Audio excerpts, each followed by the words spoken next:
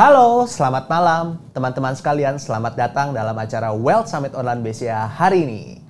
Perkenalkan, saya Edu dan rekan saya Kumala. Hari ini kita berdua ingin membahas suatu topik yang gak kalah menarik nih dari topik-topik Wealth Summit Online sebelumnya.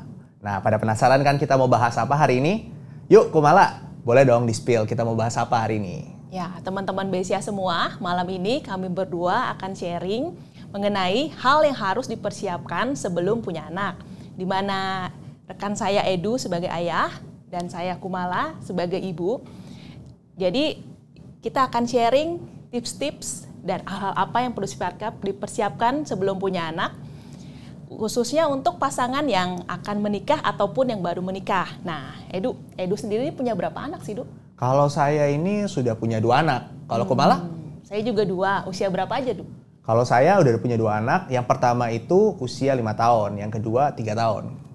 Berarti anak yang pertama Edu nih kurang lebih kayak anak kedua saya, 6 tahun. Oh, yang pertama udah berapa tahun? Yang pertama udah di kelas SMP, 12 wow, udah tahun. gede ya.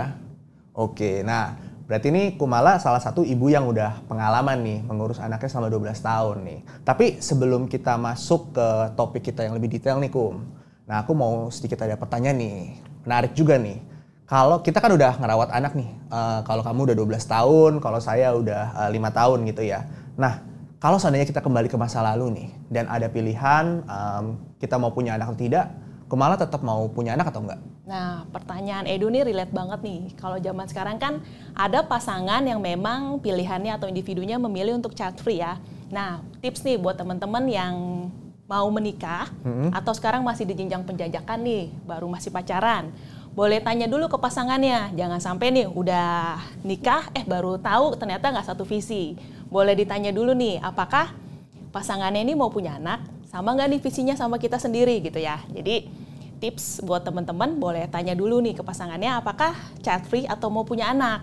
Nah kalau saya sendiri sih sama pasangan memang satu visi sih Du, jadi memang mau punya anak ya. Jadi memang berencana punya anak dan sekarang udah punya 2 anak. Wah, sama sih Kum. Kalau Edu sendiri gimana? Sama, kalau aku juga pengennya punya anak. Karena menurut keyakinan saya nih Kum, ya punya anak tuh anugerah sih. Walaupun dalam kesehariannya gitu ya, kita ngerawat anak itu ada senang, ada susahnya juga. Ya kalau ditanya senangnya apa nih emangnya kalau punya anak gitu kan. Ya kalau kita ngelihat anak kita, ngelihat tingkah polosnya gitu, suka nyanyi-nyanyi, nari-nari, bercanda gitu ya. Lucu ya Du ya? Lucu, happy banget gitu. Apalagi kalau kita pulang kerja capek ngelihat anak ngajak bercanda, ngajak main tuh ya bisa happy, bisa rilis stres gitu kan. Bawaannya seger lagi di rumah gitu. Nah kemudian juga kalau dukanya apa atau susahnya apa nih punya anak, ya pasti anak kan nggak selalu baik ya, pasti ada bandelnya juga, ada tantrumnya juga gitu. Benar. Ya kita ya pasti ada masa-masa ada emosinya lah, tapi ya kalau dihitung-hitung nih lebih banyak senengnya atau susahnya nih, ya tentu banyakkan senengnya. Nah that's why makanya saya memang melihat punya anak tuh ya happy sih gitu, dan punya anak juga bawa rezeki ya. Nah, setuju itu, Du. Jadi dulu saya ngerasa nih, waduh ketika saya baru jadi pasangan muda, tiba-tiba istri hamil, ketar-ketir nih. Rezekinya cukup gak ya buat hidupin anak? Dan ya selama kita berusaha, berdoa, Tuhan pasti kasih jalan sih. Dan puji Tuhan sampai saat ini juga ya masih dicukupkan lah gitu. Yang penting manusianya berusaha. Salah satu usahanya hari ini ya, kita harus mempersiapkan sebelum punya anak. Sesuai sama topik hari ini nih Kum. Nah setuju. Nah Kum, kamu kan waktu itu 12 tahun yang lalu masih calon ibu kan? Ketika dulu nih posisi Kumala sebagai calon ibu, hal-hal apa aja sih yang Kumala persiapkan nih ketika mau punya anak? Nah yang pasti nih pertama nih mental yang dipersiapkan ya. Karena kan kesehatan batin tuh penting banget. Betul. Karena pasti relate banget sama kesehatan fisik si calon ibu itu sendiri. Nah sebelum cerita lebih panjang, untuk calon ibu, ini pastinya kan memutuskan nih untuk hamil ya. Jadi saya mau sharing ketika kita mempersiapkan kehamilan kita nih, pas kita dapat 2 garis ya di tespek ya. Nah itu kan pasti ibu seneng banget. Nah tips nih buat calon-calon ibu, boleh nih kalau misalkan sudah, biasanya kan kita kalau hamil nih 3 bulan pertama kan mual-mual ya. Bener tuh. Mual-mual, terus mau makan juga susah. Dulu istri gitu juga nggak, Du? Iya. Tapi paksa terus makan. Ya, terus biasanya habis 3 bulan kan udah lumayan enak ya, bisa makan lagi gitu kan ya. Nah, boleh nih ibu-ibu, saya kasih tips sedikit, boleh ikut kelas senam hamil. Nah, sebenarnya kelas senam hamil itu kan kalau gerakannya kan simple ya, namanya ibu hamil, sebenarnya bisa ikutlah lewat YouTube, ikut gerakannya. Nah, tapi saya boleh suggest ikut senam hamil, tapi di rumah sakit ibu dan anak. Karena kan itu pasti ada komunitas tuh, komunitas ibu-ibu hamil ya. Nah, biasanya pengajarnya itu dari susternya sendiri ataupun pengajar yang berpengalaman. Nah, di situ nanti diajarkan tuh menyiapkan mental untuk proses lahiran. Entah itu mau normal, entah itu mau sesar. Nah, biasanya kan bapak-bapak juga biasanya persilahkan ibunya memilih sendiri ya. Iya. Nah, kalau kamu dulu gimana, Kum? Nah, aku dulu kebetulan memilih yang proses normal. Wow. Jadi pengen ngerasain nih rasanya kontraksi untuk proses lahiran normal tuh seperti apa. Nah, tips buat bapak-bapak ya biarin lah ya ibunya milih ya mau cara proses lahirannya apa. Nah, ketika di kelas hamil itu, nah nggak cuma ibu-ibunya doang yang ikut, bapak-bapaknya juga dipersilakan masuk. Wah, bapak-bapaknya nggak ikut senam kan? Oh, bapak-bapaknya nggak ikut senam. Aman, jadi aman. diajarin sama pengajarnya. Jadi bapak-bapak tuh tugasnya memberikan support kepada ibu, apalagi yang memang ibunya, calon ibunya memilih untuk proses lahiran normal. Apa yang perlu disupport tuh, Kum? Nah, jadi diajarin tuh kalau dari bapak-bapaknya, biasanya kan kalau ibu-ibu kontraksi mau lahiran normal, itu tuh bagian belakangnya tuh sakit banget. Karena proses kontraksi pun tuh sakit banget. Jadi diajarin bagian belakang mana tuh yang dielus-elus gitu. Jadi kayak seperti support dari bapak dan mengurangi kesakitannya si ibu. Jadi berarti sakitnya bisa dibagi dua gitu, Dok. Nah, terus juga diajarin misalkan kalau lahiran normal itu kan tidak boleh merem ketika proses bayinya keluar ya. Jadi disaranin tuh jangan merem karena itu bisa pecah pembuluh matanya. Jadi tugasnya bapak-bapak itu kasih support dan ingetin matanya dibuka.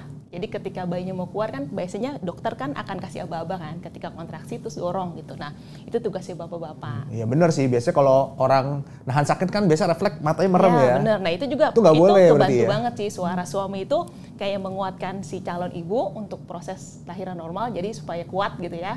Dan itu ngingetin jadi buka mata lagi. Nah, terus juga di kelas senam hamil itu diajarin tuh cara merawat bayi, termasuk dari mulai menggendong bayi, terus memandikan bayi. Jadi itu sama-sama komunitas itu saling nguatin mental si calon ibu untuk bisa punya baby. Jadi itu penting banget sih, Dok.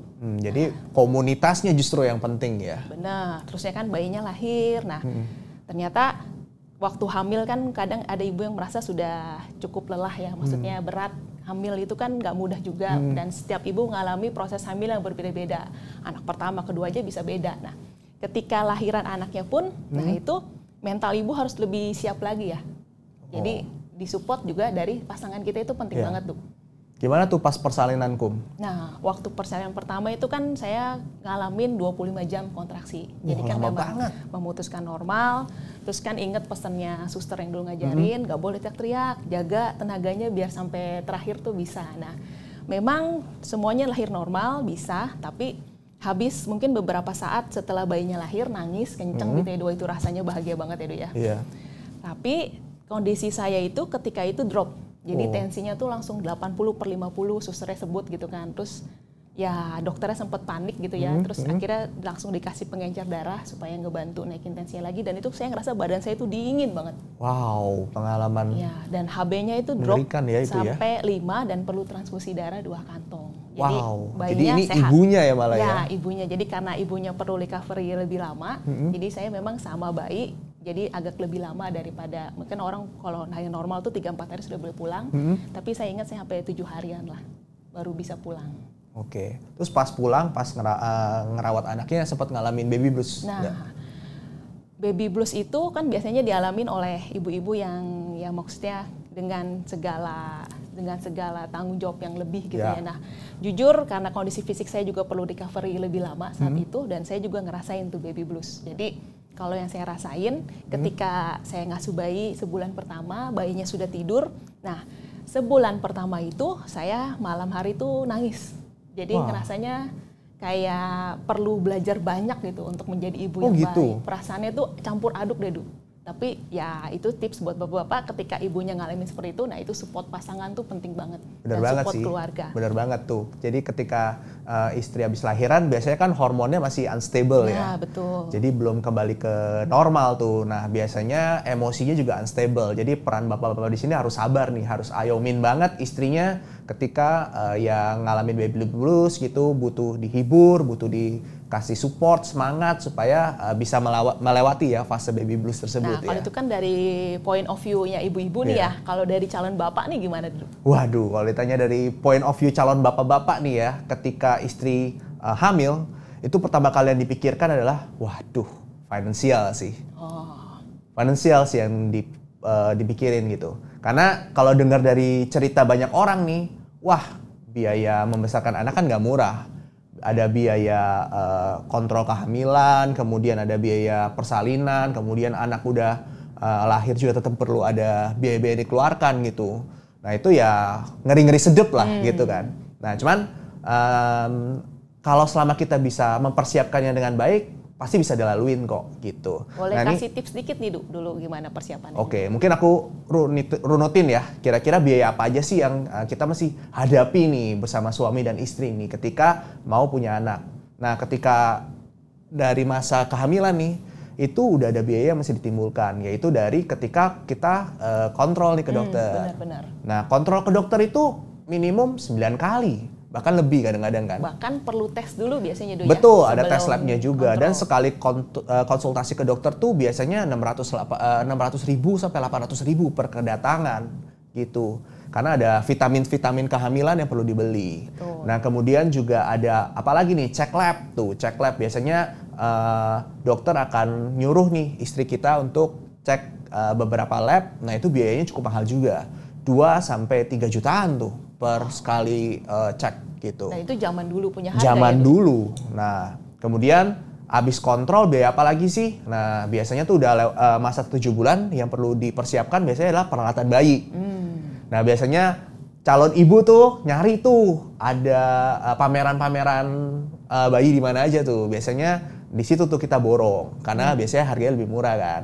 Nah apa aja yang dibeli? Pertama alat pumping, kemudian itu buat ibu tuh biasanya. Perlu kemudian banget memang. bener alat pumping, terus untuk bayinya sendiri ya berarti ada apa aja tuh? Sterilizer, kemudian botol susu, popok, Betul. nah juga baju bayi sih. Baju bayi itu shock sih. Kecil ya padahal ya, tapi harganya Bo kayak harga baju orang dewasa. Kadang lebih mahal malah. Kadang lebih mahal malah.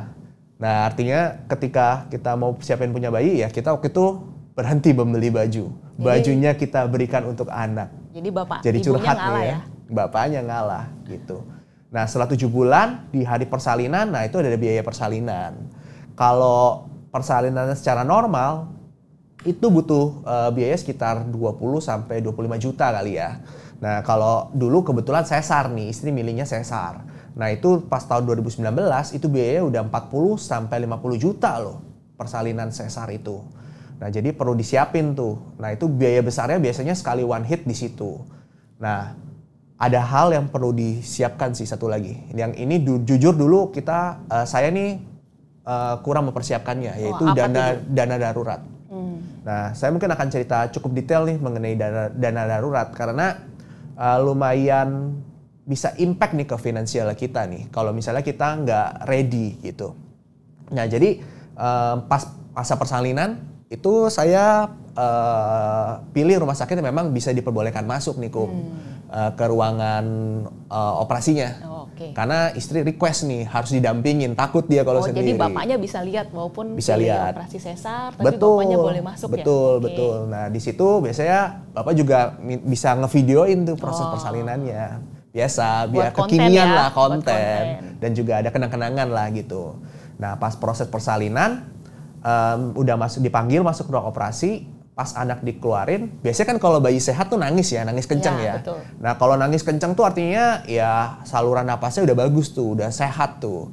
Nah anak saya nangis tapi cuma bentar. Oh kenapa tuh, Du? Nah kurang tahu juga saat itu tuh, kenapa dia tiba-tiba berhenti nangis. Yang jelas udah ditepok-tepok sama, biasanya kan dokter tepok-tepok supaya nangis lagi tuh ya. Nggak ngerespon.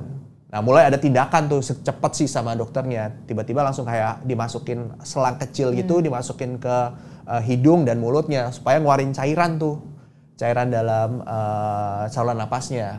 Nah nggak lama tindakan, baru deh anak saya tuh nangis lagi. Wah, lega dong. Pas di video itu sempat kelihatan loh, pas bayi saya biru. Wah. Nah pas nangis baru merah lagi. Wah itu pas video juga kena mental juga. Nih kenapa ya biru ya? Kenapa Pasti dokternya takut kok banget rada ya, gercep ya gitu.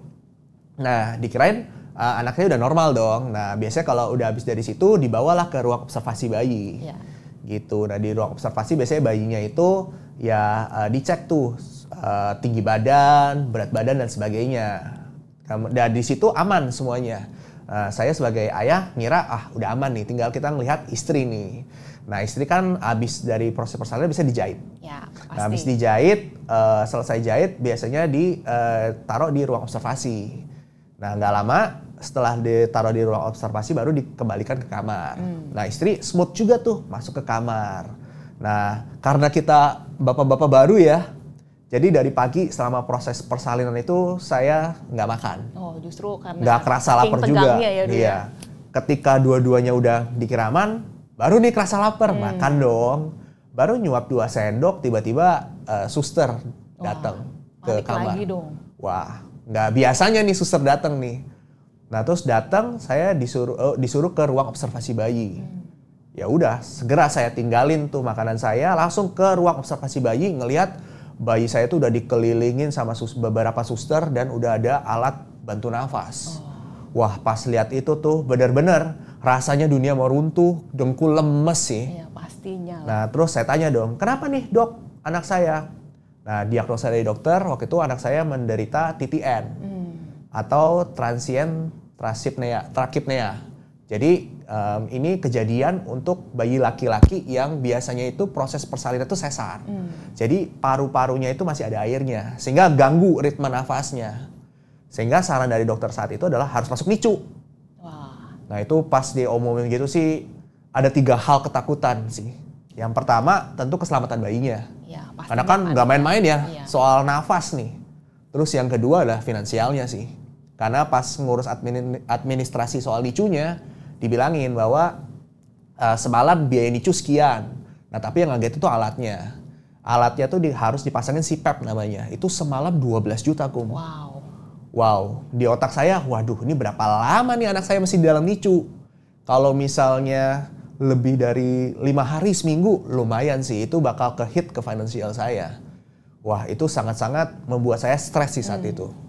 Dan yang ketiga, ketakutan saya adalah gimana saya bisa ngomongin ini ke istri saya. Kan kondisinya lagi belum ready juga ya, masih habis lahiran gitu kan ya. Masih lemes, masih kayak capek banget gitu kan ya.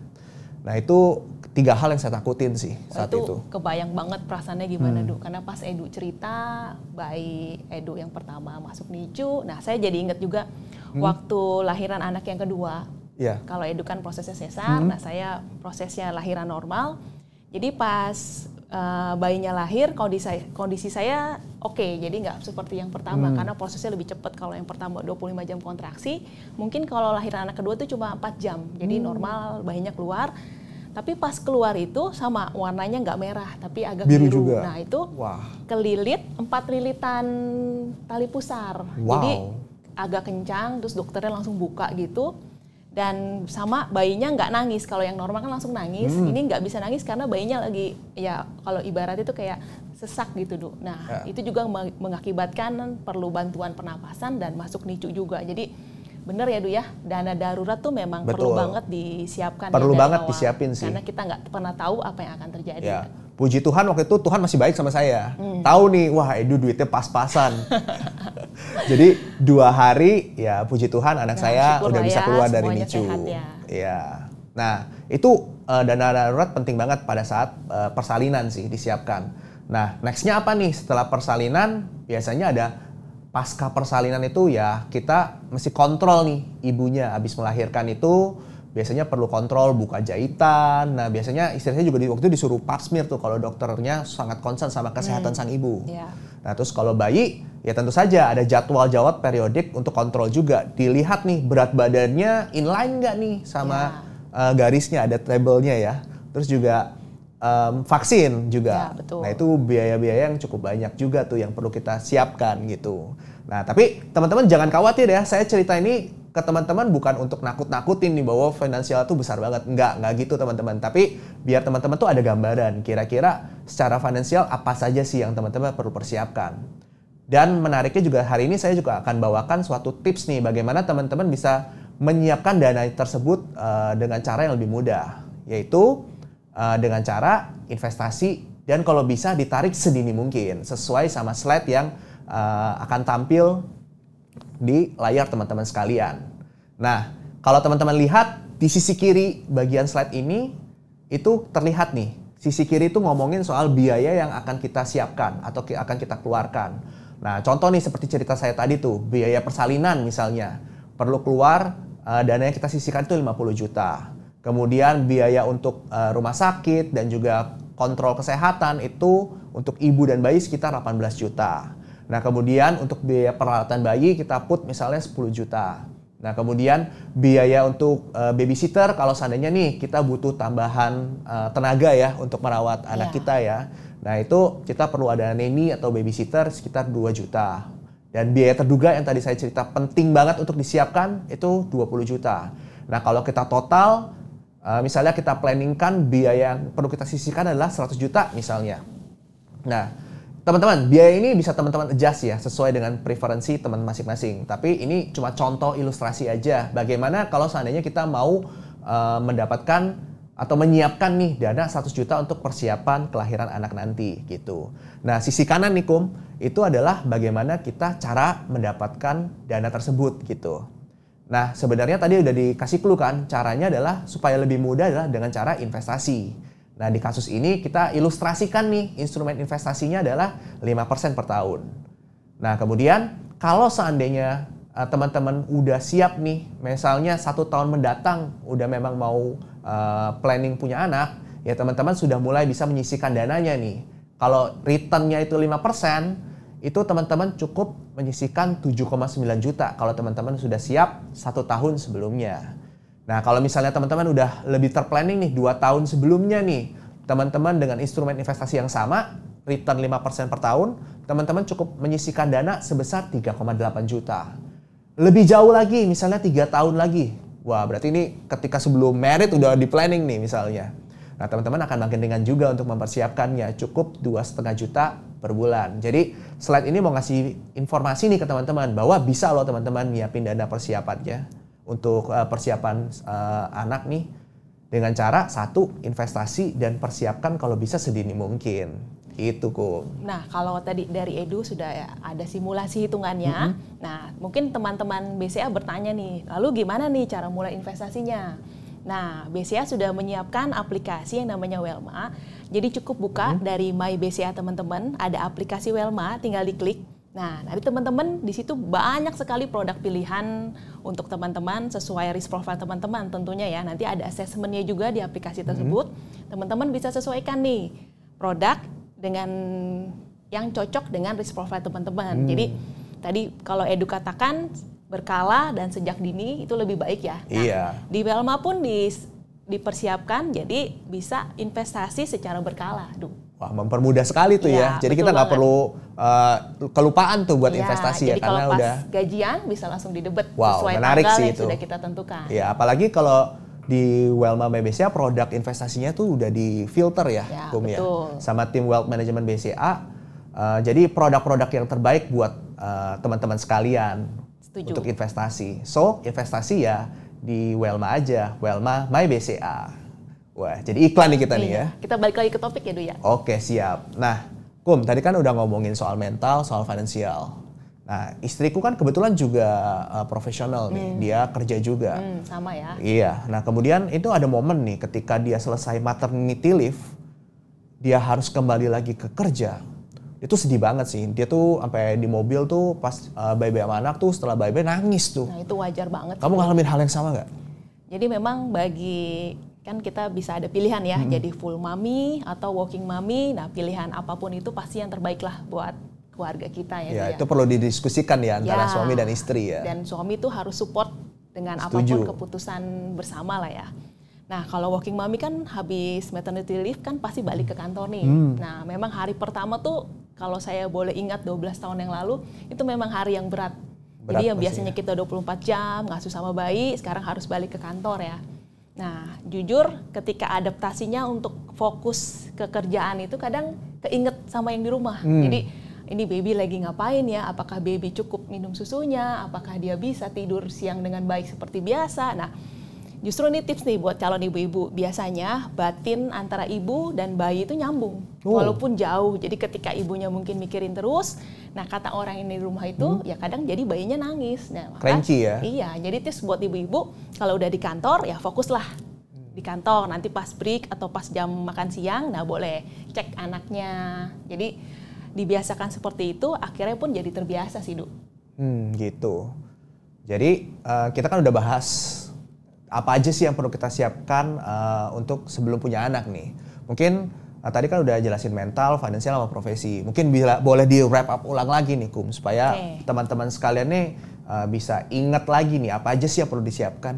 Ya, tadi dari Edu sebagai ayah sudah sharing banyak hal ya untuk yang disiapkan. Nah, dari saya juga udah sharing banyak. Nah, kami akan summary-in, jadi 3 hal yang harus disiapkan sebelum punya anak. Yang pertama, tadi mental ya, jadi kesehatan batin itu penting banget untuk menunjang kesehatan fisik si calon ibu. Dan setelah bayinya lahir pun, karena tanggung jawab diberikan lebih ya, karena sudah punya anak. Jadi harus pintar bagi waktu untuk menyenangkan diri sendiri, bagi waktu untuk anak dan juga keluarga. Jadi mental itu yang pertama ya, Du. Betul. Seperti kita bahas tadi. Yang kedua, tadi Edu sudah panjang lebar cerita tentang kesiapan finansial. Itu penting banget. Karena tidak hanya finansial ketika biaya lahiran, tapi juga dana darurat, lalu proteksi juga penting ya, Du ya. Untuk keluarga. Dan biaya-biaya lainnya sambil bertumbuhnya sang si buah hati. Terus yang ketiga itu profesi. Nah, profesi ini pilihan mau working mommy atau full mommy itu diserahkan kepada individu masing-masing karena pilihan apapun itu keputusan bersama ya, Du, dan harus dijalani oleh pasangan itu. Oke, gak kerasa kita udah jelasin semuanya nih apa aja yang tiga-tiganya yang masih kita siapin ya ketika kita mau punya anak. Mungkin kita masuk ke sesi Q&A kali ya. Ya, boleh. Nih teman-teman BCA yang mungkin ada pertanyaan, boleh silakan bertanya, boleh ketik di chat box langsung. Oke, coba kita lihat ya, udah ada pertanyaan belum ya?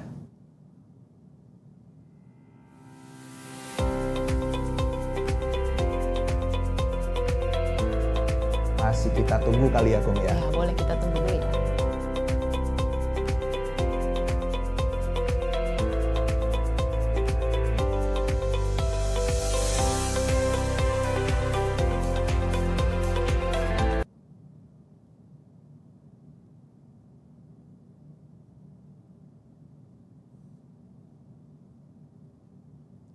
Ya, teman-teman BCA, mungkin ini ada Edu nih, ayah yang berpengalaman. Tadi sharingnya bagus banget ya, Du. Thank you banget. Dan semoga bermanfaat ya buat teman-teman semua.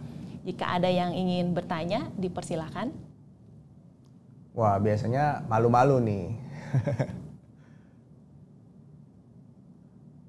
Mungkin kita ini kali ya, umumin juga dulu kali ya.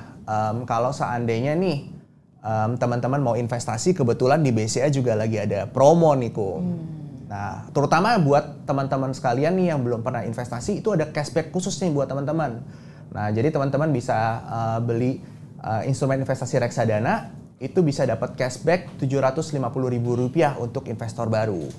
Dan untuk yang nasabah existing juga ada juga nih promonya. Cashback reksadana hingga 15 juta untuk pembelian produk reksadana untuk investor yang sudah existing ya, Du ya? Betul, jadi kalau misalnya teman-teman berminat investasi, kita lagi ada promo nih, pas banget momennya. Ini kebetulan udah ada pertanyaan yang masuk nih. Aku bacain ya, Kum ya? Ya, boleh. Oke, apa yang paling dinikmati dari menjadi orang tua nih, Kum? Waduh, dalam nih pertanyaannya ya. Aku dulu jawab ya, Du ya? Silakan. Nah, kalau dari saya pribadi, pengalaman pribadi, menjadi orang tua tuh susah dibayangkan dan susah diartikan dalam kata-kata ya. Kalau misalkan ketika kemarin 12 tahun yang lalu anaknya lahir gitu kan, mendengar suara tangisannya setelah berusaha 25 jam kontraksi, itu rasanya wah, ternyata ini ya perasaan seorang ibu ketika punya anak. Itu susah diutarakan itu benar-benar indah ya. Jadi benar-benar pengalaman yang nggak terlupakan dan akhirnya jadi tahu oh perasaan ibuku tuh seperti ini. Rasa sayangnya kepada anaknya ya, kepada jadi aku merasakan gitu ya. jadi seorang ibu gitu ya. Ya, dan kalimat dimana kasih sayang ibu tuh tiada batas dan benar-benar murni itu kayaknya itu lebih banyak tepat deh, Duk. Rasanya seperti itu, dimana kan ketika sudah anak lahir, terus kita mengasuh anak, segala suka duka yang tadi Edu cerita juga, dan gak ada ilmu pasti ya untuk mengurus anak, karena kalau kita punya 2 anak, sifatnya aja tuh bisa beda-beda banget kan. Setuju yang banget 1 sih, sama kayak 2. anak saya juga yang pertama sama kedua, sifatnya kontras, jadi ya perlu treatment spesial di masing-masingnya. Jadi karena nggak ada ilmu pasti, jadi kita juga akan belajar seumur hidup. Dan pastinya kita berusaha untuk jadi orang tua yang lebih baik. Setuju sih, sampai saat ini pun kita juga masih belajar ya bagaimana kita bisa membesarkan anak-anak kita ya. Jadi sama ya, Du. Setuju.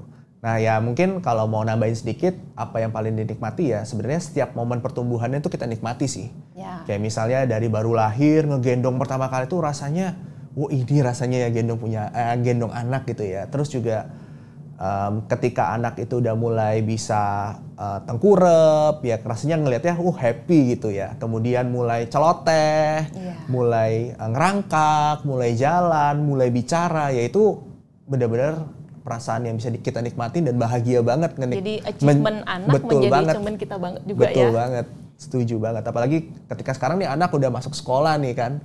Terus dia di sekolah tuh biasanya kan ada akhir tahun ada tampil-tampil. Ya. Ngelihat anak nari aja gue rasanya oh my god. Iya.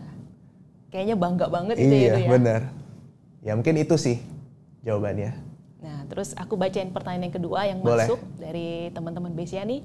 Apa tantangan terbesar yang dialami ketika mengasuh anak pertama? Nah Edu boleh jawab dulu kali. Wah kalau ditanya tantangan terbesar itu adalah ketakutan sih. Karena kita kurang pengalaman kan pas pertama kali punya anak ya. Nah itu ketika dulu anak pertama tuh ketika dia sakit demam dikit aja pasti langsung panik dan bawa ke dokter. Jadi mungkin yang tantangan terbesar tuh ketakutan sih karena belum ada pengalaman jadi apa-apa ya anak jatuh sedikit panik, kemudian anak sakit sedikit panik gitu ya. Jadinya lebih kurang pengalaman aja gitu. Ya, itu jadi sih. Rasa khawatirnya masih berlebihan ya, Dok. Betul. Ya, sama sih, Dok. Apalagi waktu itu sempat juga lucu nih. Anak belum bisa pup nih misalnya seminggu gitu gara-gara peralihan dari sufor, kasih ke sufor gitu. Kadang begitu, betul. Nah itu kok nggak pup ya? Akhirnya kita bawa ke dokter. Sama dokter di toel sedikit pantatnya. Berhasil gitu kan, tapi bayar 600.000. Aduh, ya itu jadinya pengalaman sih. Jadi kalau anak kedua kayak udah lebih pengalaman, demam kita lihat dulu ya. Kalau misalkan habis 2 hari demamnya hilang terus ceria ya sudah. Kasih obat paracetamol aja sembuh gitu ya. Bener-bener sama Duk kalau itu Duk. Oke, mungkin kita lanjut kali ya ke pertanyaan selanjutnya ya. Pertanyaan ketiga ya. Iya. Nah ini mengingat biaya pendidikan sekarang sangat besar, Gimana strategi investasi yang dilakukan untuk mencapai tujuan keuangan tersebut? Nah, kalau biaya pendidikan sebenarnya konsepnya sama ya dengan biaya lahiran. Kita kalau biaya pendidikan berarti kita tentukan dulu nih ketika anak lahir, kondisi sekarang kita persiapan mungkin masuk TK gitu kan. Berarti berapa tahun lagi untuk masuk SD, berapa tahun lagi. Terus SMP, SMA sampai dengan kuliah. Nah, berarti kita harus riset nih dengan target sekolah yang mau dimasukin untuk anak itu berapa. Lalu habis itu kan itu menjadi target biaya ya kan yang harus dipenuhi kan. Nah, habis itu ditarik mundur. Berarti perlu dicicil berapa per bulan. Sama konsepnya kayak tadi ya. Konsepnya sebenarnya sama, cuma perlu dihitung future value-nya berapa dengan inflasi berapa. Betul. Dan konsepnya sama, semakin dini dan semakin panjang horizonnya berarti bisa menyicil dengan lebih kecil. Nah itu juga disesuaikan dengan penghasilan pasangan sama kita. Jadi pemilihan sekolahnya juga jangan yang memberatkan, harus yang sesuai sama budget. Harus sesuai dengan budget ya? Betul. Oke. Sama sih kurang lebih ya mungkin buat teman-teman yang baru investasi selain tahu tujuan investasinya mungkin saya tambahkan juga nih Kum bahwa perlu tahu juga nih risk profiling teman-teman tuh seperti apa. Betul. Jadi risk profile itu adalah toleransi resiko teman-teman, resiko investasi yang teman-teman bisa tanggung lah gitu. Karena beda nih tiap orang-orang.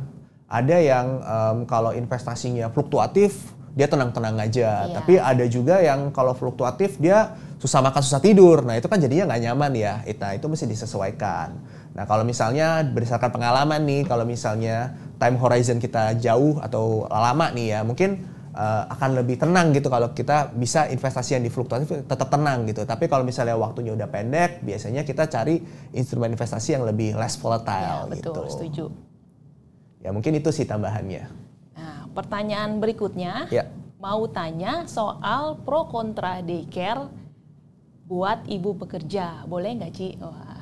Waduh. Nah, Edu sendiri pakai daycare nggak nih? Kebetulan enggak sih, jadi anak itu pakai neni plus dikontrol sama mertua. Oh, jadi enak ya ada mertua dan neni Iya. yang bantu mertua bantu awasin neni Iya. ketika bekerja juga ya. Kalau aku Nah, kebetulan saya juga nggak pakai daycare. Nggak pernah daycare ya? Ya, tapi boleh share sedikit nih dari temen yang pernah pakai daycare. Oh, kebetulan pakai daycare. Ya, jadi kalau daycare itu kata temenku itu pro-nya, jadi kan anak itu seperti sekolah ya ibaratnya ya. Jadi dia lebih terjadwal untuk makan, terus ada cek kontrol dari dokter gizi, jadi tetap di Ada dokternya juga ternyata ya. Jadi tergantung daycare-nya. Tapi ini disclaimer ya, pemilihan daycare kan macam-macam Iya. dan ini cuma berdasarkan dari sharing teman yang pernah cerita soal daycare. Lalu dia bisa bersosialisasi lebih. Jadi ketika anak sudah mungkin lewat 1 tahun, dia di daycare, ada sosialisasi dengan teman-teman sebayanya. Jadi pasti Sosialisasinya sekolah lebih dini lah ya. Iya. Lalu kontranya apa? Kalau kata teman itu ya seperti anak udah sekolah ya. Jadi ketika ada satu anak yang sakit, nah Tertular itu kan tuh ya. biasanya cepat tertular tuh daripada mungkin dirawat di rumah. Nah itu Iya, mungkin kontranya ya.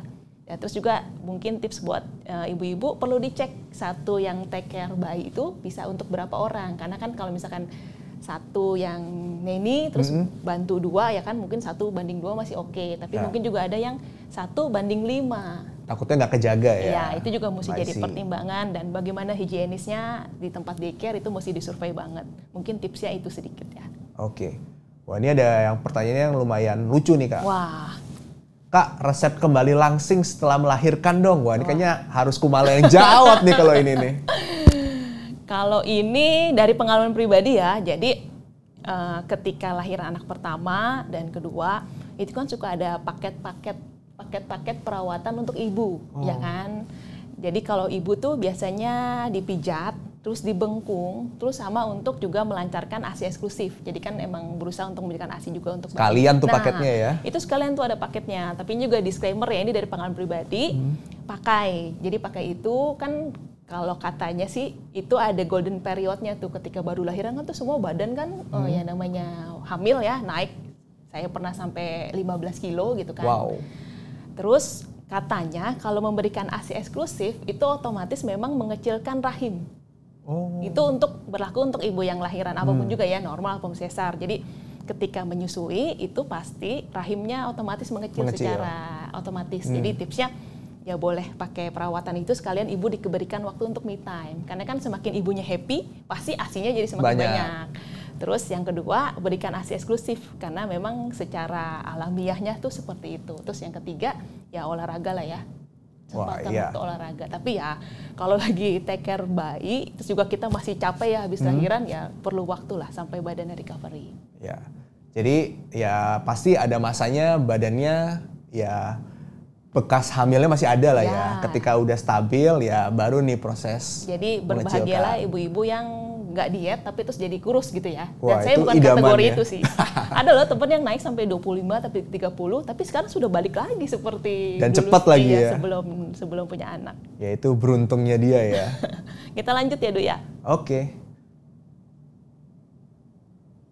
Menurut pandangan sebagai seorang ibu, apakah lebih prefer untuk jadi ibu bekerja atau ibu full time mengurus anak nih Kum? Wah, ini ibu lagi nih berarti ya. Nah, kalau ini sebenarnya balik ke bagian ke setiap individu beda-beda ya. Ada yang lebih prefer untuk full time mami karena kan lebih bisa sama anaknya terus-menerus. Tapi juga ada ibu yang memilih untuk working mommy, entah dengan alasan apapun, entah mungkin alasan butuh untuk finansial ataupun untuk apresiasi dirinya, jadi memang butuh untuk bekerja. Nah itu sih balik lagi ke individu masing-masing ya. Ya, Ya itu juga perlu didiskusikan juga sih sama pasangan ya. Kadang kan yang menjadi concern juga finansial ya biasanya ya. Jadi mesti hitung-hitung juga nih kalau seandainya nih sang istri harus jadi ibu rumah tangga gitu ya. Ya artinya secara finansial mesti dihitung-hitung dulu, cukup gak? Karena ingat membesarkan anak itu ada proses-proses finansial yang mesti kita lalui. Contoh setelah anak sudah cukup besar harus sekolah dan biaya pendidikan juga lumayan challenging ya, inflasinya cukup besar gitu kan. Ya itu mesti dipikirin juga karena kan pendidikan anak juga penting ya. Jadi jangan sampai nih secara finansial karena kita memilih ibu rumah tangga kemudian finansialnya nggak terjaga gitu. Dan yang penting sih, yang paling penting daripada memilih working mommy atau full mommy yang itu kan diskusi dari sama pasangan ya. Yang penting ibunya tuh harus bahagia. Betul sih. Mau pilihannya apapun juga karena ibu itu ya berperan penting ya untuk tumbuh kembang anaknya. Wah, setuju nggak, Du? Salah satunya tugas suami tuh ya membagian istri bener ya. Gitu ya. Tas nih ya. Bener. Jadi harus kompak suami istri. Nah, kita ada pertanyaan yang belum terjawab tadi ya, Du ya. Iya. Seberapa penting asuransi kesehatan dan pendidikan untuk anak? Sebaiknya didaftarkan dari umur berapa? Sebenarnya kalau ditanya seberapa penting, dua-duanya penting sih. Setuju. Ya, tapi mungkin yang kita utamakan dulu yang kesehatan dulu. Nah, kalau untuk yang asuransi kesehatan, sebenarnya anak tuh udah bisa dimasukin asuransi dari umur 30 hari ya, Kum ya? Betul, jadi setelah 1 bulan, 30 hari sejak lahir itu sudah Betul. bisa. Nah, kalau sudah di cover sama kesehatan, udah ada, nanti kalau sudah cukup besar selanjutnya baru kita pikirin secara asuransi pendidikannya. Jadi kalau ditanya dua-duanya penting atau enggak, ya dua-duanya penting gitu. Ya, setuju ya. Tips buat teman-teman. Nah, terus pertanyaan berikutnya, pengeluaran apa yang paling besar saat proses kehamilan dan menyusui? Nah, ini sih pastinya pas saat lahiran ya. Iya, paling Kalau gede dari one hit sih pribadi. itu, ya. Ketika kebetulan kan saya sesar ya, Ya. yang biaya one hit langsung keluar besar ya pasti biaya persalinannya sih. Betul. Sama ya tadi, kalau seandainya terjadi sesuatu dana darurat, ya itu cukup besar dana yang dikeluarkan. Gitu sih. Terus kalau tadi kan ada menyusuinya. Nah, menyusui itu kalau ASI eksklusif, wah itu bisa hemat jauh gitu. Setuju banget. Karena susu newborn itu mahal sekali. Betul, bisa 300-400 ya sekaleng ya. Dan itu cuma tahan beberapa... Dan kaleng kecil. berapa Jadi, minggu. Bayinya sehat, antibodinya lebih baik, terus untuk kesehatan ibunya juga lebih baik memberikan ASI. Iya, jadi buat ibu-ibu ketika sudah melahirkan jangan stres. Nanti kalau stres ASI-nya nggak keluar. Kalau ASI-nya keluar, papinya yang stres. Benar-benar, Du. Iya. Kita lanjut ya, Du. Pertanyaannya Oke. cukup banyak nih. Edu. Oke, nah untuk mempersiapkan dana untuk anak dalam 2-3 tahun ke depan, instrumen investasi apa aja yang cocok? Dan apakah Mas Edu dan Mbak Kumala sudah mempersiapkan untuk dana pendidikan juga? Nah, saya dulu kali jawab ya.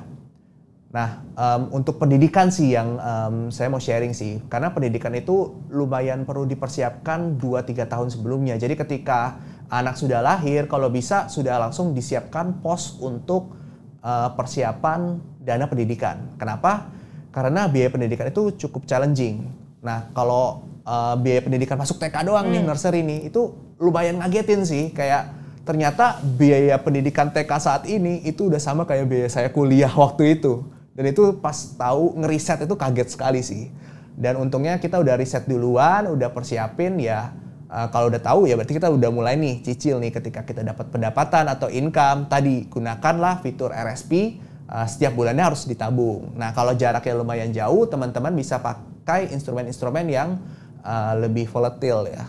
Karena biasanya investasi itu high risk juga high return gitu. Jadi kalau kita ngejar return yang tinggi, ya teman-teman juga harus pastikan bisa tahan juga terhadap resikonya atau toleran terhadap resikonya. Gitu sih. Ya itu sama sih Du ya. Jadi kalau mempersiapkan kuliah anak kan anak yang paling besar aja 1 SMP ya, ya. Jadi kan masih sekitar 6 tahun lagi lah sampai dia siap untuk kuliah. Nah kalau time horizonnya masih panjang, saya akan taruh sama kayak Edu ke produk yang high risk dan high return. Betul. Karena kan time horizonnya masih panjang nih. Jadi walaupun itu volatile, tapi pilihlah produk yang memang walaupun volatile tapi dia naik. Grafiknya naik ya. Jadi sama sih Du konsepnya. Tapi kalau misalkan udah time horizonnya pendek nih, udah misalkan 2 tahun lagi udah masuk harus sekolah lagi gitu pindahin kan. ke instrumen yang lebih less volatile ya. Betul. Nah itu contohnya misalkan money market atau yang fixed income. Betul, setuju sih. Nah kita langsung ke pertanyaan berikutnya ya Du ya. Oke. Kalau memilih mengurus anak dan berhenti berkarir namun gaji suami pas-pasan, bagaimana solusi yang dapat dilakukan? Waduh. Nah ini ibu-ibu lagi yang jawab berarti ya? Iya nih. Nah kalau misalkan memutuskan berhenti kerja, otomatis sumber penghasilan jadi satu, ya dong. Ini jujur aku belum pernah ngalamin sendiri ya, karena dari lahir anak sampai sekarang aku working mommy. Nah, tapi kalau dari melihat pengalaman mungkin kakak gitu kan, jadi berarti sumber penghasilannya satu, berarti harus si istri itu harus pinter-pinter ya. Jadi menyesuaikan semua pengeluaran yang mungkin tadinya yang ada yang nggak penting gitu kan. Berarti yang nggak penting harus disingkirin dulu, pengeluaran yang penting tetap harus ada sisanya untuk diinvestasikan. Nah, si ibu nih pasti kan biasanya kalau udah biasa bekerja itu biasanya bisa full time, jadi sambil ngurus anak, tapi dia tetap melakukan ya mungkin bisa sambil nyambi yang menghasilkan uang juga. Betul. Nah biasanya sih seperti itu, jadi si ibunya happy, tetap bisa berpenghasilan dan tujuan untuk menjaga anak 24 jam juga tercapai. Ini sharing yang belum pernah saya lakukan, tapi melihat dari mungkin pengalaman kakak. Ya mungkin ada pengalaman-pengalaman dari rekan kerja saya juga ada yang memilih jadinya sebelumnya itu profesional tapi ketika udah punya anak ya mereka memilih untuk kerjanya secara wira swasta. Jadi kayak misalnya dagang secara online atau misalnya jualan masakan gitu. Nah itu lumayan sih sehingga si ibu masih tetap di rumah sambil ngontrol anaknya juga. Jadi apakah harus dari working tiba-tiba tidak punya kerjaan? Enggak juga sih. Kita masih bisa cari opportunity kerjaan lainnya yang misalnya ya tadi dagang online gitu. Ya, jadi contohnya, sambil ngawasin juga anak, sambil bisa kerja juga sih gitu. Ya, kita next ke pertanyaan berikutnya ya Du ya. Ya. Untuk pendidikan anak, apakah lebih baik invest sendiri atau ikut asuransi pendidikan?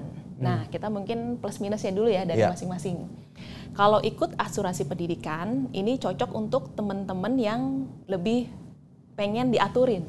Kan kalau ikut asuransi kan sudah ada yang ngaturin ya. Jadi ibaratnya udah dihitungin nih. Jadi misalkan berapa tahun kebutuhannya untuk anak keluar untuk dana pendidikannya. Jadi udah ada dihitungin instrumen investasi apa. Nah biasanya sudah include tuh di dalam asuransi pendidikannya. Tapi kalau misalkan teman-teman ngerasa kayaknya lebih cocok untuk investasi sendiri, bisa merancang sendiri, nah boleh juga. Kalau Edu sendiri gimana? Kalau saya sih kebetulan lebih prefernya lebih yang investasi sendiri sih. Cuman memang ada beberapa hal juga. Biasanya kalau asuransi pendidikan itu kan men-secure juga ya. Kalau misalnya terjadi apa-apa nih, misalnya amit-amit saya meninggal dunia. Betul. Nah biasanya tuh udah ada uang pertanggungan yang keluar untuk biaya pendidikan anaknya. Ada proteksinya ya? Proteksinya di situ. Nah, cuman kalau misalnya seandainya teman-teman merasa fit dan merasa resiko itu minimal gitu ya mungkin bisa di cover sama investasi dulu kali ya. Jadi balik lagi ke preferensi teman-teman sekalian. Nah gitu. Terus pertanyaan berikutnya Du. Oke, apakah lebih bijak nih untuk punya rumah terlebih dahulu baru memiliki anak?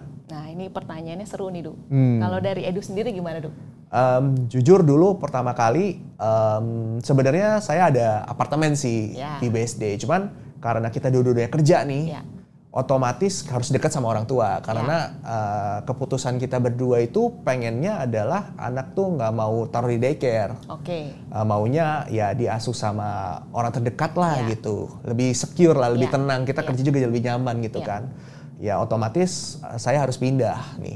Jadinya bisa dibilang ya nggak ada rumah kan. Ya 1 tahun pertama sih saya ngikut orang tua. Tapi karena ada anak kedua, ya otomatis sudah nggak muat lagi kamarnya kan. Artinya saya harus kontraksi. Nah jadi kalau misalnya memang belum bisa punya rumah dahulu gitu ya nggak apa-apa gitu. Yang penting sambil berjalan kita juga mempersiapkan nih. Misalnya ada lebih nih income gitu ya baru itu disisihkan untuk nanti DP rumah gitu. Nah kalau dari pengalaman saya sendiri ya Du, tapi kan preferensi orang juga beda-beda. Nah kalau saya sama suami itu memang pengennya punya rumah dulu. Jadi karena kita juga waktu baru menikah tuh masih struggle ya. Jadi kita berusaha beli rumah, tentunya pakai KPR BCA ya, karena bunganya ya murah. jelas. Iya, cicilannya juga terjangkau. Jadi beli rumah, tapi kan ketika beli rumah yang baru inden, itu kan nggak langsung jadi ya, Du. Oh. Jadi kalau kita dulu memutuskan saya jadi tinggal di rumah mertua. Tapi juga memang menjadi pending ya. Jadi pending hamilnya karena pengen ketika punya rumah, udah tinggal di rumah sendiri, baru hamil. Nah kebetulan jadi saat itu kita ambil rumah dulu. Jadi terus tapi 1 tahun tinggal di rumah mertua. Nah kebetulan setelah 1 tahun rumahnya jadi. Pas ya? Ya dan itu KPR BCA-nya cicilannya itu lunas setelah anak itu hampir mau lulus SMP yang besar baru lunas. Tapi ya jadi kan setelah udah tinggal di rumah mertua setahun, tinggal di rumah dan untungnya langsung hamil sesuai rencana. Jadi itu balik ke teman-teman sendiri ya. Kalau saya sama pasangan milih punya rumah baru punya anak. Jadi supaya enak. Oke, kita lanjut nih ke pertanyaan selanjutnya. Bagaimana membagi waktu bermain dengan anak sedangkan kita merasa kelelahan karena bekerja nih? Nah, ini tugasnya bapak sama ibu sama nih. Kalau bapak ibu sama-sama kerja, jangankan bermain ya. Kalau bermain kan weekend lah ya, bisa banyak waktu karena kan kita libur juga. Nah, kalau anak ulangan, jadi bermain harus bagi juga. Kalau apalagi anaknya 2 ya, ntar kadang yang satu, misalkan dari pengalaman pribadi, yang satu suka main catur, yang satu suka coloring gitu kan, jadi kan bagi 2. Beda banget tuh ya hobinya ya. Terus kadang nanti yang si kecil ulangan, ntar yang si gede ulangan gitu kan, itu juga harus bagi 2. Jadi bagi waktunya yang pasti bapak dan ibu harus saling support. Nah kalau Edu sendiri gimana di keluarga? Saya bagian main-main aja deh. Jadi yang ngajarinnya ibunya. Ya, kalau ngajarin yang lebih sabar biasanya ibunya nih. Ya, jadi kalau misalnya soal main ya kadang-kadang ya kayak nyempetin waktu sih. Abis pulang kerja ya mau nggak mau sih capek. Tapi balik lagi kalau misalnya main sama anak kan rilis stres juga ya. Jadi recovery juga anak ya. Nungguin kita pulang juga ya buat makan bareng. Habis itu baru yang main atau kerjain PR atau belajar. Sekarang anak saya lagi demen-demennya jadi pura-pura jadi guru dan saya jadi muridnya. Dan tiap malam jadi harus tambah pinter terus dong anaknya. Ya, jadi poin positifnya ya baguslah jadi nge-review ilmunya ya. Cuman ya kita mesti antusias juga nih nemenin main gitu. Jadi kita enjoy aja ya, Du ya. Iya. Nah, terus pertanyaan berikutnya ini cukup banyak ya, Du ya, pertanyaan dari teman-teman. Suka sedih nggak kalau lagi banyak kerjaan dan harus lembur padahal anak lagi nyariin di rumah? Nah, ini yang mungkin nggak bisa kita hindari ya. Makanya tadi itu kadang harus kompak nih bapak sama ibu. Kalau misalnya si ibunya lagi sibuk, minta tolong si bapaknya cepat pulang. Lebih cepat, sama banget sih. Atau si bapak harus dinas gitu kan. Nah, berarti si ibunya harus di rumah. Jadi sebisa mungkin jangan barengan. Jadi balik lagi bagi waktu antara suami dan istri ya. Tapi jadi kan salah satu ada yang di rumah ya. Kadang mungkin dua-duanya lagi sibuk, perlu pulang malam. Nah berarti si ibu bapaknya izinlah ke anak. Kadang-kadang anak pun jadi mandiri dan terbiasa. Jadi tapi kita izin, tapi nanti misalkan hari weekend Sabtu kita kesini ya. Bayar gitu. ya. Iya, seperti bayar itu. Bayar hutang lah ya gitu ya. Jadi dijalanin aja ya, Du, jangan sedih ya, Du. Betul. Nah, ada lagi nih pertanyaan selanjutnya nih. Apakah ada tips untuk mengajarkan anak menabung sejak dini? Kebetulan anak saya sudah semester 5, tapi habit menabungnya belum ada. Nah, kira aku dulu kali yang jawab ya, Kum ya. Boleh. Ya jadi ya ini ada trik sih, cara-cara supaya anak itu mau menabung gitu.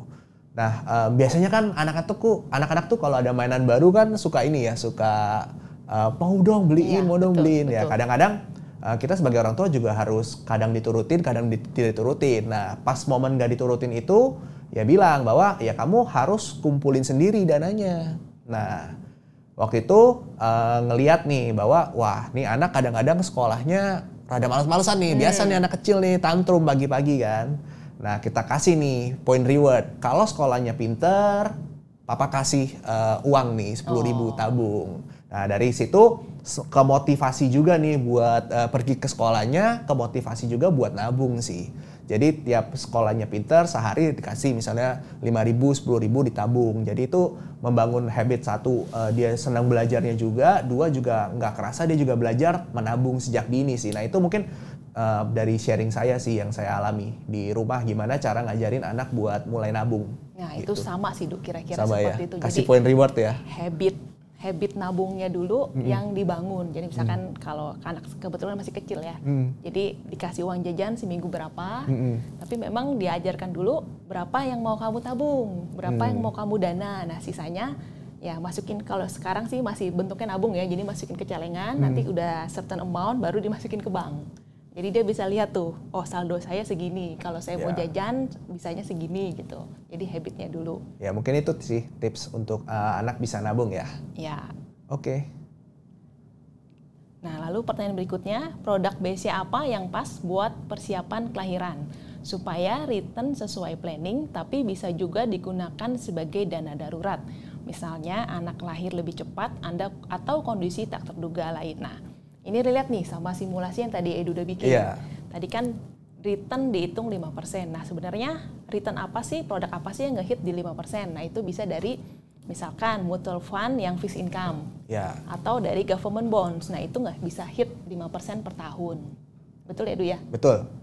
Ya jadi sebenarnya bisa diakalin juga nih caranya. Kalau misalnya waktunya masih panjang, nggak apa-apa nih kita taruh dulu ke instrumen yang tadi masih cukup volatile tuh nggak masalah. Kalau seandainya waktu time horizonnya panjang ya, tapi mendekati sudah waktunya tinggal setahun ya, teman-teman bisa pindahkan ke instrumen yang less volatile. Contohnya adalah reksadana pasar uang misalnya kalau udah kurang dari setahun, jadi teman-teman bisa cairin tuh. Nah kayak waktu itu juga sama sih, ketika udah mendekati hari kelahiran kita pindahin sih ke reksadana pasar uang supaya kalau one day nih diperlukan bisa dicairin. Nah kalau reksadana pasar uang biasanya estimasinya H+3 dari eksekusi transaksi pencairan tuh udah masuk ke rekening teman-teman sekalian gitu. Jadi ketika mungkin udah mendekati, jangan pas udah misalkan istrinya udah hamil 8 bulan masih ditaruh yang di volatile. Wah, jangan. itu bahaya ya. Jadi harus dipindahin cepet-cepet ke money market. Setuju, Du? Iya. Nah ini pertanyaan terakhir ya teman-teman, karena waktu juga terbatas. Nah Edu boleh bantu baca ya? Oke. Sekolah anak kan ada yang inter dan national plus atau nasional. Tips cara memilih sekolah yang tepat gimana gitu? Nah ini juga balik nih ke preferensi teman-teman semua, termasuk kantongnya ya teman-teman ya. Betul banget, karena itu beda kantongnya ya. Beda banget. Kalau saya pribadi, ini saya masukin anak ke National Plus ya. National Plus ya. Sesuai kantong, Du. Sama dan sih. Fasilitas, terus pendidikannya seperti apa, dan kebetulan sekolah yang mengajarkan budi pekerti gitu ya. Jadi saya pilih seperti itu. Kalau Edu sendiri? Kebetulan kan masih TK nih ya, tapi sekarang udah mulai nyari-nyari juga SD-nya mau di mana. Tapi mulai survei kok kantongnya yang internasional lumayan ya. Ya itu lagi kita diskusikan sih. Kemungkinan sih nasional plus ya. Iya, jadi memang tipsnya disesuaikan, jangan yang memberatkan ya Du, yang pas lah ya Du ya. Setuju banget. Dan ya kebutuhan anaknya juga gitu ya. Oke, teman-teman, karena waktu juga terbatas. Ya. Dan ini sih, kalau teman-teman udah ada minat investasi, sekarang nih ada waktu yang pas banget nih. Kita lagi ada promo spesial nih buat teman-teman sekalian. Untuk teman-teman yang belum pernah investasi, kemudian teman-teman bisa mau berinvestasi melalui instrumen reksadana, teman-teman bisa dapat cashback nih. Cashback Rp750.000 untuk investor baru. Nah, serta cashback reksadana hingga 15 juta rupiah untuk pembelian produk reksadana. Nah, promonya lumayan banget ya, Du? Iya. Nah, kalau teman-teman mau informasi lebih lanjut nih, mau baca lebih detail lagi mengenai promo-promonya, teman-teman bisa lihat sendiri di website wealthsummit.bca.co.id atau ke landing page promo di bca.id/westonlinepromo. Nah, teman-teman, sekian sharing dari Edu dan juga Kumala. Semoga sharingnya bermanfaat buat teman-teman semua. Nah, kami undur diri dulu dan sampai jumpa di sesi Wealth Summit Online berikutnya. Bye-bye.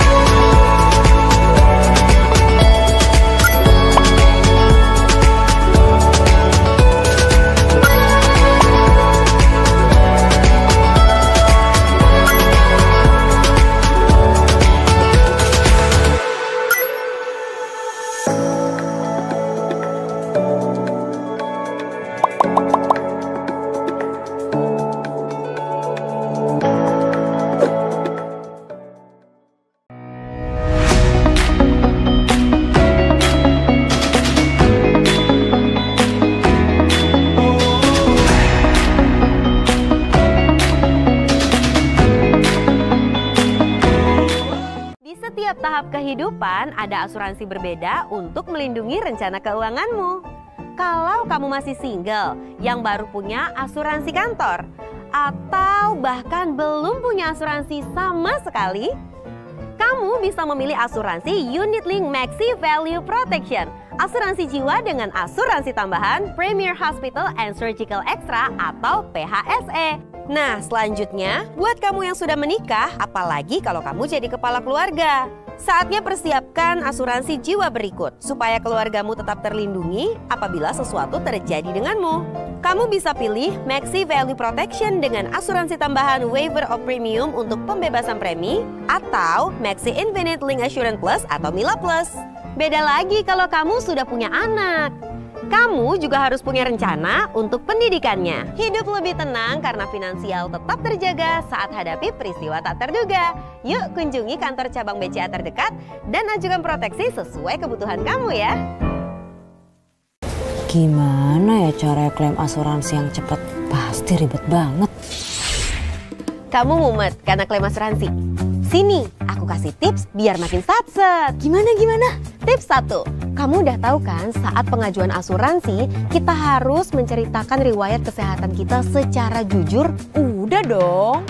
Tips 2, ketika ingin mengajukan klaim, pastikan kondisimu termasuk dalam perlindungan asuransi dan tidak termasuk dalam pengecualian polis asuransi. Tips nomor 3, pastikan kamu melakukan klaim jika sudah melewati masa tunggu sesuai ketentuan polis asuransi dan status polis masih aktif ya. Tips 4, kalau ada kondisi yang mengharuskan untuk klaim biaya rawat rumah sakit secara reimburse, pastikan semua dokumen asli tersedia dengan lengkap sesuai persyaratan klaim. Jadi gimana? Nggak ada alasan lagi kan untuk takut mengajukan asuransi? Enggak lah, apalagi tadi tips klaimnya jelas banget.